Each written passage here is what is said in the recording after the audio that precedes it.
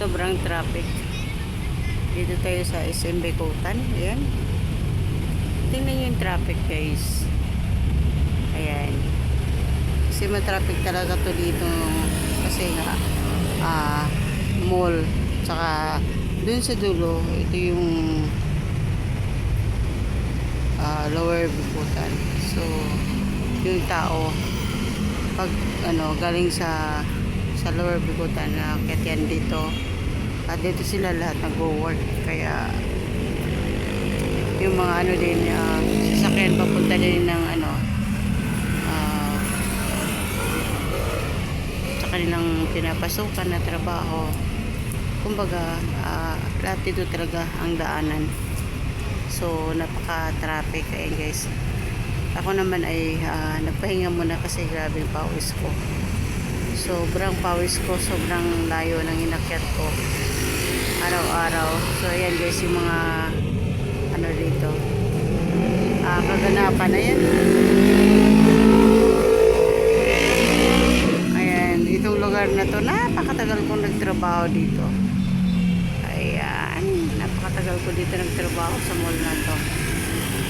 Almost 7 years. 7 years. So, yun. Yung sipag at saga talaga para makapag-aral ng mga anak ko. Ayan. So, ito dati dito.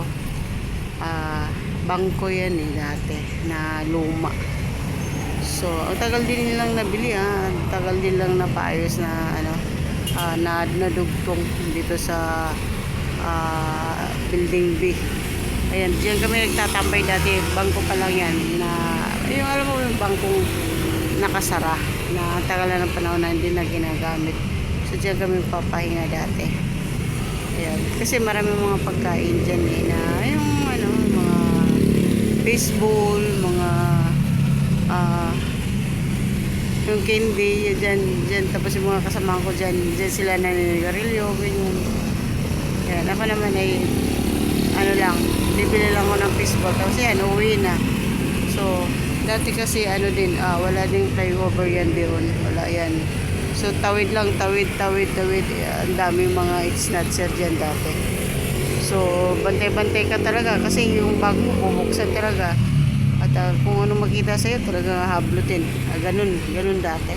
Ito, nagle-less naman kasi, kumbaga, hindi na masyadong yung maraming tao. Kaya nagserbato na kasi, ayan, kanina pa yung traffic. Ayan, guys. So, ako sobra akong pawis. Ayan.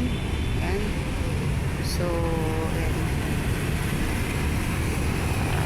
Ingat tayo. Ayan.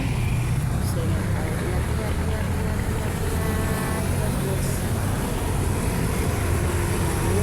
Hanggang ngayon, traffic pa rin. Hindi pa rin. Ayan. Pahinga muna ako, guys, kasi sobrang init.